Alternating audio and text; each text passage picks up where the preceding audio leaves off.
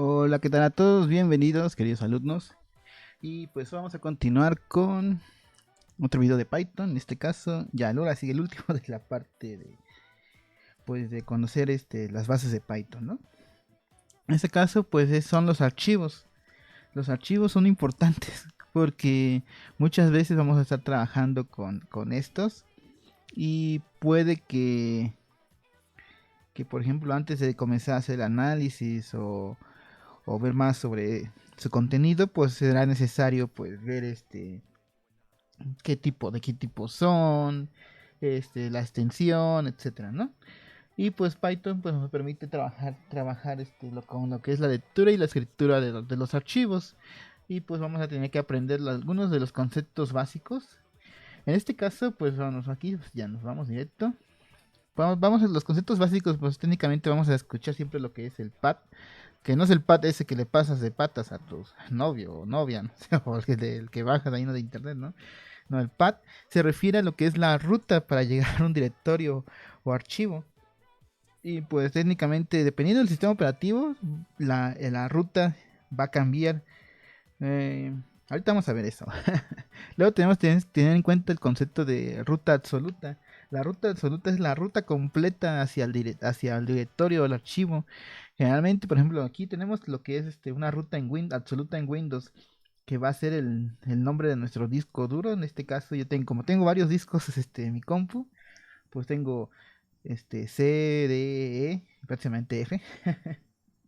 Entonces, yo estoy escribiendo mi disco, en este caso un disco D, la carpeta en donde se encuentra, en este caso Workspace. Luego tengo otra subcarpeta que dice WS Python, que es Workspace Python. Luego adentro tengo una carpeta que se llama Intro Python y luego, por ejemplo, para hacer referencia a este fichero, tengo ficheros en python.ipvn. Aquí puse ficheros .ipvn para no escribir todo el nombre. En cambio, si yo estuviera, por ejemplo, en un Linux, sí, en un Unix, por ejemplo, porque en Mat igual aparece de esta manera, pues vamos a tener este diagonal, home, tu nombre de usuario, tu carpeta, en este caso Workspace, de diagonal, otra subcarpeta y luego otra diagonal hasta llegar a nuestro ficheros en python.ipvn, ¿no? Ese solamente es un ejemplo y va a cambiar de acuerdo al sistema operativo que tengan y si tienen más de un disco duro, ¿no? De un lugar de almacenamiento. Luego tenemos las rutas relativas o el relative path. Estas técnicamente son las rutas desde donde ejecutemos el script. Por ejemplo, yo estoy dentro de de esta carpeta que se llama intro Python y dentro de intro Python pues pueden ver yo tengo todas estas carpetas, esas que tienen puntitos son carpetas ocultas. Tengo estos que se llama dataset, ficheros, files, image, slides, ¿no? Y, por ejemplo, si yo no quisiera escribir la ruta absoluta y estoy ejecutando un script de acá, en este caso estoy ejecutando mi cuaderno de Jupyter, pues técnicamente como al estar en el mismo directorio que estos, pues en lugar de escribir toda la ruta, pues solamente hago referencia a qué carpeta quiero y luego pongo diagonal invertida o diagonal normal y el nombre del archivo al que yo quiero acceder. En este caso, por ejemplo, si yo quisiera acceder directamente hacia ficheros en python.ipvn y yo estoy dentro del directorio de intro Python, solamente pues escribo ficheros.ipvn, ¿no? En dado caso que pues entro directo hacia el archivo. Pero si no, por ejemplo que mi archivo fue en otro directorio, podría escribir puntito puntito y esto me va a sacar un directorio hacia atrás.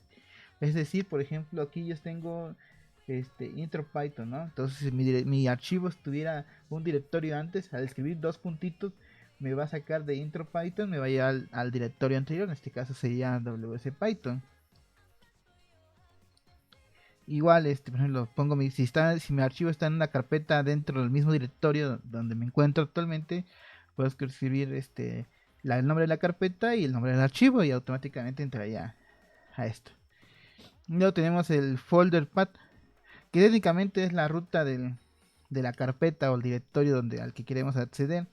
Pues técnicamente es la misma ruta, puede ser absoluta o relativa. y ya nada más, no se le pone algo más porque técnicamente quieres acceder a la ruta del directorio. El nombre del archivo, pues técnicamente es el nombre del archivo que se le haya asignado. Algunas veces, por ejemplo, en español, pues puede que el usuario haya guardado el nombre con espacios. Entonces, pues cuando pase eso, vamos aquí a modificar esto. Por ejemplo, yo tengo aquí syntax. No, por ejemplo, tengo imágenes, ¿no? Pero ¿qué pasa si el usuario pues, es de origen español, ¿no? O habla español, le puso ima- imágenes de gatitos. Porque ahorita está de controversia algo de gatitos en el mundo del desarrollo. Entonces, ¿qué pasa cuando tenemos eso? Pues cuando tenemos esto, debemos poner entre comillas dobles el nombre. Es decir, por ejemplo, si yo tuviera, si yo usara ¿cómo se llama? Lo que es el directorio con ruta absoluta, tendría que ponerlo de esta manera. Porque tengo espacios aquí que en este caso hacen referencia al directorio de imágenes de gatitos. Igual si yo quisiera utilizar lo que es la ruta absoluta, la relativa, en este caso, déjame copiar mis imágenes de gatitos. Tendría que tener algo así o algo así, dependiendo del sistema operativo y dependiendo cómo se los maneje, porque hay veces que solamente le pones ese nombre y ya automáticamente detecta de que estás ejecutando sobre ese directorio. Es un ejemplo nada más. Y pues el nombre del archivo, pues técnicamente es el nombre del archivo. Ah, y no sé, me fui hacia el folder path. Ah, sí, igual cuando pasa con las imágenes, igual cuando tenemos espacio, pues también va a pasar esto. Por ejemplo, si tiene espacios, punto 1.png, ¿no? Si tiene espacios, pues va a ir entre comillas. Si no tiene espacio, pues imagen 1.png va tal cual. Pues la extensión, pues técnicamente es la extensión que tiene el archivo. Vamos a encontrar desde extensiones para imágenes, de audio, de CSVs, de Excel, hojas etcétera, etcétera, ¿no? Y pues la codificación o el encoding pues hace referencia a la codificación que tiene el archivo. Generalmente va a ser UTF-8, ¿no? Pero que para archivos, por ejemplo, japoneses, ¿no? Pues tendríamos que utilizar una codificación UTF-8 especializada para manejar lo que son los kanjis japoneses. Luego hay por ejemplo, el ruso, el cirílico y todas esas ondas, ¿no? Y ahí que ustedes pueden buscar un listado de codificación en coding no sé, en Google y seguramente va a salir algún listado de Wikipedia o alguna imagen con con las codificaciones más usadas. Y pues vamos así a lo barrido, ¿no? Pues abrir y cerrar un archivo en Python. Para abrir un archivo podemos hacerlo de dos maneras. La más común y poco recomendable, que yo diría, es utilizar tal cual la función open. Y open va a recibir tres argumentos. El primero pues es el nombre del archivo o en este caso la ruta del archivo el archivo donde este se encuentra. El segundo, el segundo va a ser lo que es el modo de lectura, es decir, por ejemplo, podemos solamente leerlo o abrirlo para escribir o para crearlo incluso. Y por último, el tercero va a ser lo que es la codificación, que técnicamente por default, el segundo y el tercer parámetro, bueno, argumento, tienen por default la lectura y lo que es el UTF-8. Pero sí que nosotros que necesitamos que para pues, crearlo o escribir sobre el archivo, pues tenemos que modificar el segundo y el tercer parámetro, ¿no? Y aquí, por ejemplo, está la tabla de lo que de los modos.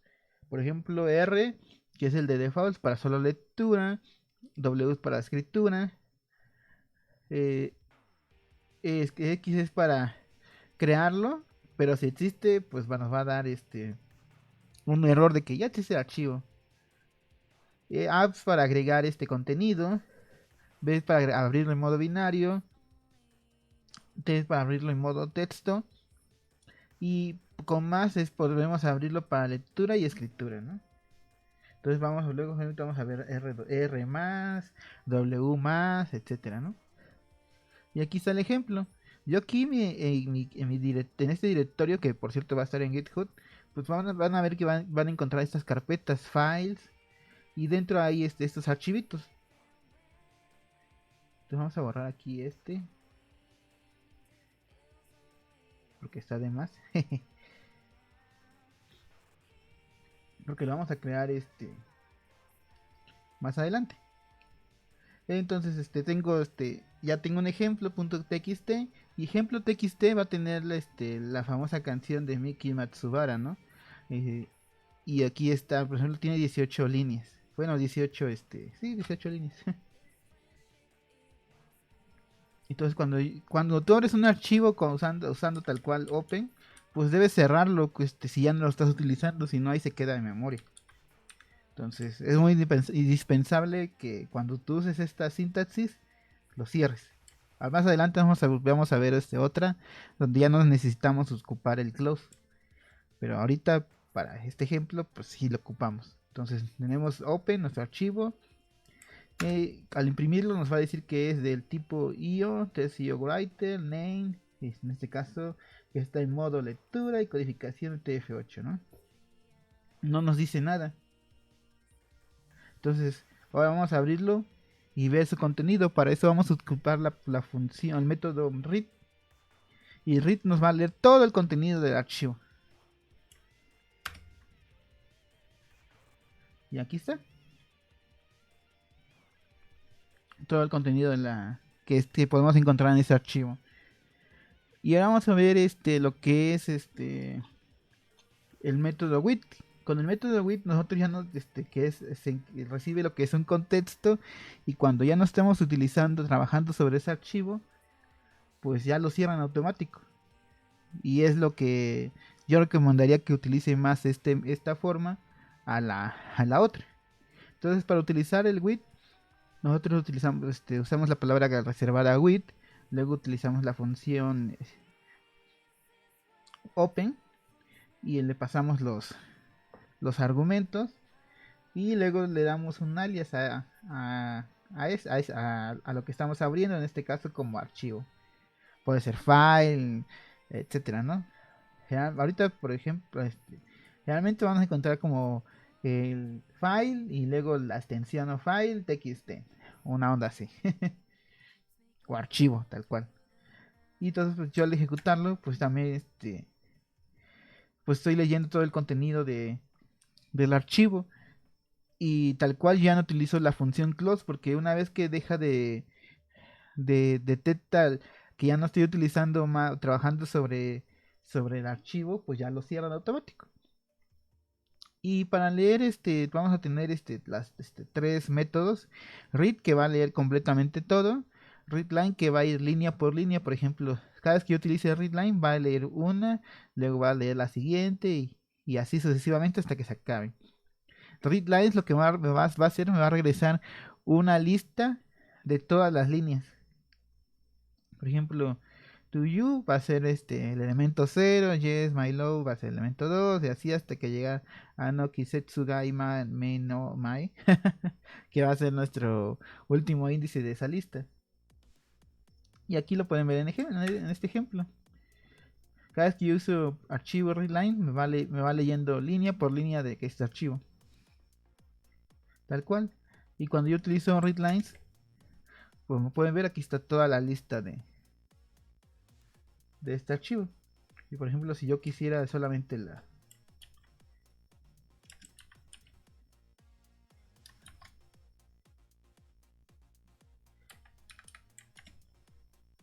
ya me mandó un error. Que técnicamente yo podría guardarlo acá en una variable. Por ejemplo, vamos a ponerle ten.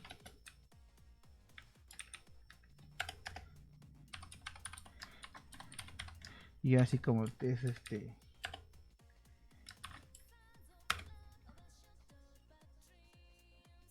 list int fue fuera del rango. Ah, ¿por qué está fuera del rango? Vamos a ver. Vamos a ver. Luego pasan estas cosas, Ah, ok. Lo volca una vez. Vamos a quitar esto. Vamos a comentarlo. Es que una vez que tú lo utilizas ya no la puedes, Está fallando mi teclado. en la parte de las flechitas. Por eso es que está. Entonces cuando lo utilizas una vez, la siguiente vez que lo vuelves a utilizar, pues ya regresa al vacío. Por eso. Entonces ahora sí. Ay, otra vez tengo que usar. Pasarme para acá. Ahí está, ¿no? Entonces podemos ir trabajando sobre ciertos índices. Para crear un archivo igual vamos a utilizar lo que es la función open, pero vamos a utilizar lo que son sus métodos write y writeLines. ¿Cuál es la diferencia? Con write yo puedo escribir línea por línea. Y con writeLines, por ejemplo, yo le puedo pasar una secuencia, o en este caso puede ser una lista, una tupla, y los va a ir agregando. Por ejemplo, aquí tengo ejemplo 2, ¿no? Entonces, lo ejecuto. Y se acuerdan, yo había borrado ese archivo, ¿no? Pues ahora ya está creado. En este caso, álgebra lineal con tacos, ¿no? Cálculo 2, cálculo 3, la venganza del cálculo.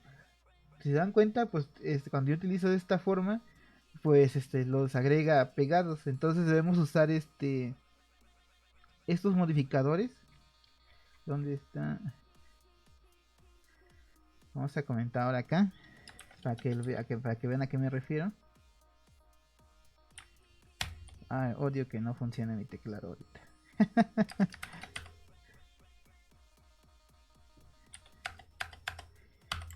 Ejecutar si se dan cuenta dice to you y luego pone diagonal n. Diagonal n significa que vas a dar un salto a la siguiente línea. También luego tenemos diagonal r, que es para el retorno de carro, y hay varios, es como varios identificadores que para tabular, para salto de línea, etcétera. En este caso, pues, si se dan cuenta, pues todo lo puso pegado. Entonces, de hecho, aquí ahí arriba en álgebra lineal con tacos puse diagonal n. Entonces, yo aquí tendría que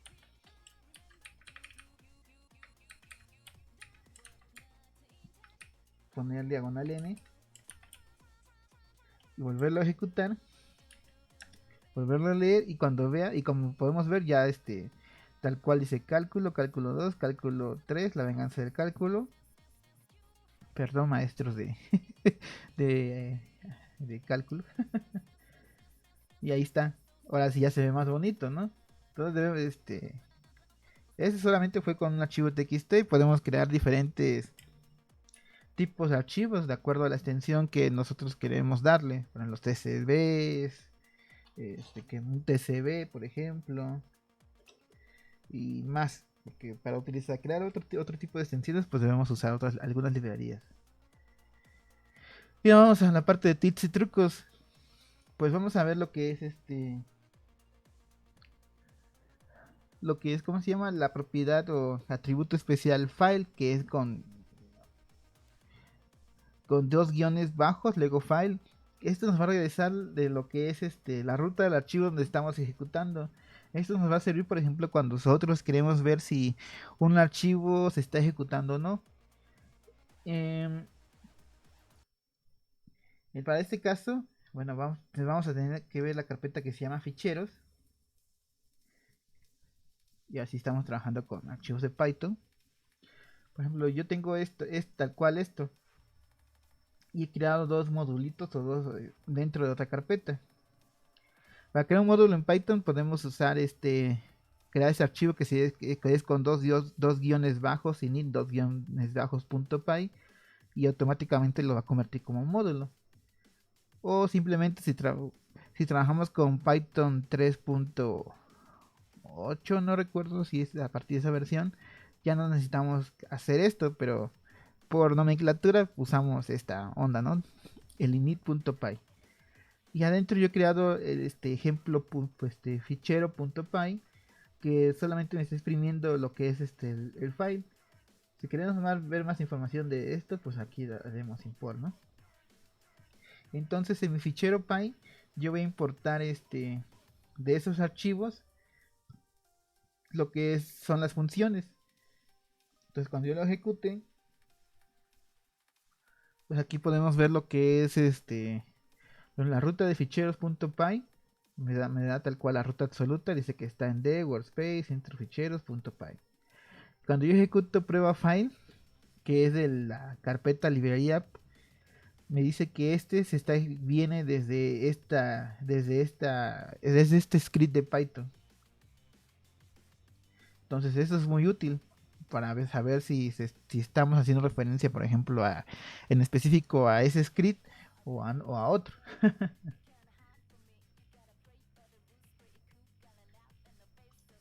Y luego, por ejemplo, si queremos abrir más de un archivo al mismo tiempo, por ejemplo, uno que lea y otro que escriba sobre un archivo, podemos concatenar los opens. Por ejemplo, aquí yo tengo un open que está leyendo el ejemplo.txt y tengo otro, vamos a ponerle 3 para que no.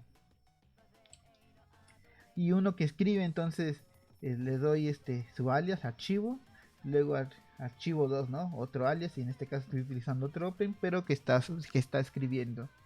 Y entonces yo aquí estoy realizando una operación, estoy enumerando, hago el read lines, enumero las líneas, y cuando dice que cuando el, el índice sea par, pues escribo sobre el archivo, y cuando no, pues no hago nada.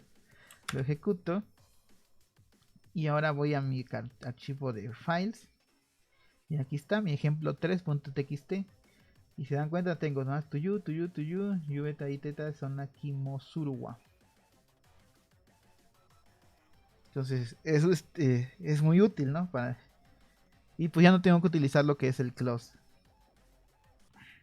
Entonces, ahora vamos a ver cómo hacer con archivos JSON para no reventar la rueda y estar utilizando el open y luego intentar parsear el contenido en JSON. Python tiene lo que es la librería o el paquete de JSON y solamente utilizamos la invocamos de esta manera, hacemos import, en este caso JSON, y una vez que ya la cargamos, pues podemos abrir un archivo JSON. En este caso, por ejemplo, yo he creado aquí un archivo que se llama dream.json, que es son los ingredientes para una piña colada, ¿no? Tiene jugo de piña, crema de coco, ron, cerezas, trozos de piña, ¿no? Y ahí si me falta uno, pues ahí los ponen en los comentarios, te faltó algo. Entonces eso, cuando yo lo abra, pues me lo va a abrir como un texto en cadena. Entonces yo lo que debemos hacer es, en este caso, voy a leer todo el contenido y van a ver que todo se ve todo bonito, ¿no? Pues técnicamente lo que no se ve aquí es que todo está entre comillas dobles, como un texto, tal cual, como si estuviéramos escribiendo un string, ¿no? Entonces lo que debemos hacer es parsearlo. Una vez que nosotros cargamos ese string o todo el contenido del archivo, podemos usar nuestra librería de JSON con el método loads, en el cual si nos posicionamos aquí dice que deserializa una instancia que contiene un documento JSON a Python. Y aquí nos da como que más información de que si son floats, que si es con una constante y bla bla bla. Entonces cuando yo hago esto, pues ya me lo convierte en este caso un diccionario, y ya puedo acceder a través de sus llaves. Como recuerdan, ya habíamos trabajado con diccionarios en otro video y pues ya puedo acceder a sus llaves. Para no tener ningún error, pues yo utilizo la propiedad, bueno, el método get de los diccionarios, y me va a traer automático lo que es piña colada, ¿no? Si yo quisiera por ejemplo, ingredients, me va a regresar lo que es la lista, que son jugo de piña, crema de coco, entonces ya podría como que ir jugando con ese diccionario. Para agregar un contenido a un archivo JSON, pues yo lo hice aquí de manera sencilla. Por ejemplo, vamos a tomar en cuenta nuestro archivo JSON, ¿no? Que ya está dentro de Ya está parseado dentro de la variable parse JSON. Y le va a agregar una nueva llave que se llama description. Y esto lo voy a guardar en otro archivo JSON, en este caso dream2.json. En este caso voy a agregar la llave description con el valor receta de piña colada, ¿no? De piña colada. Lo ejecuto, en este caso aquí como pueden ver está la W, con el segundo argumento de la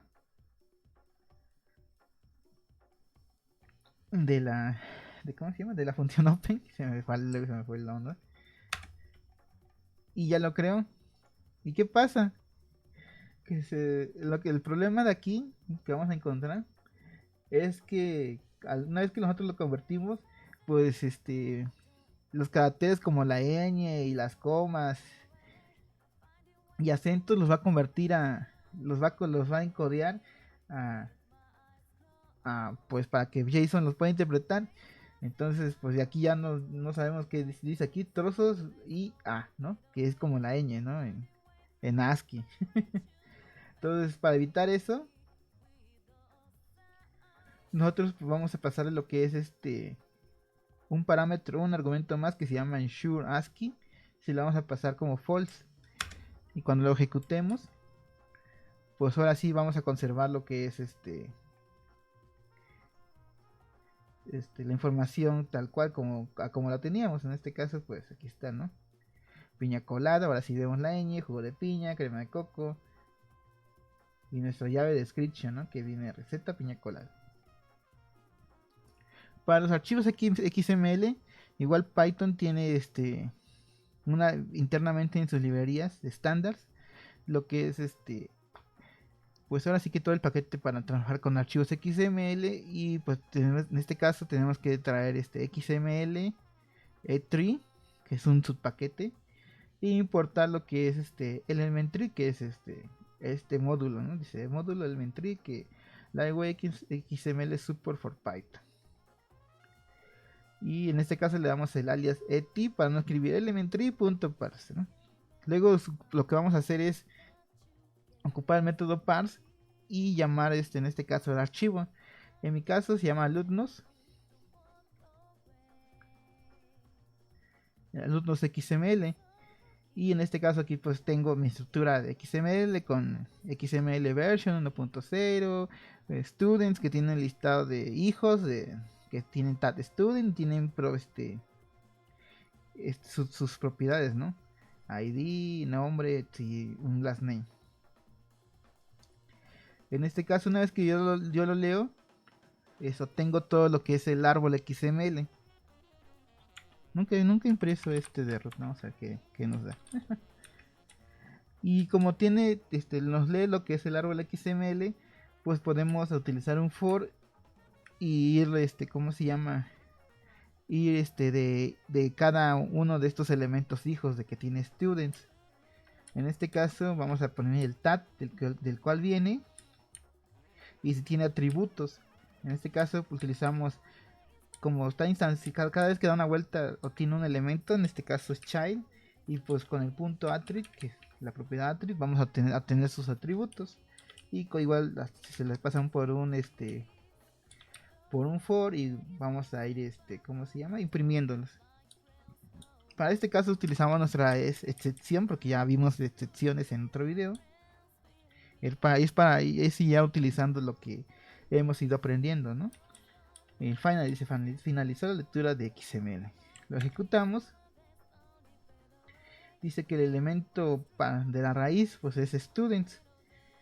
Y entonces una vez que entra va a ir navegando sobre cada uno de sus hijos. En este caso tag student. Luego tiene un atributo ID, un valor 1, nombre, valor y así, ¿no? Y aquí al final pues finalizó lectura de XML con el final. Y pues eso sería todo sobre el manejo de archivos en Python. Igual puede que haya más cosas, pero estas son como que las cosas bases de cómo crear y leer un archivo. Ya en el siguiente video pues va a ser muy corto, de hecho vamos a hablar sobre lo que son las librerías para lo que es el análisis de datos, ¿no? Y pues eso sería todo y nos vemos en el siguiente video y no se olviden darle compartir y dejar su like. Hasta la próxima.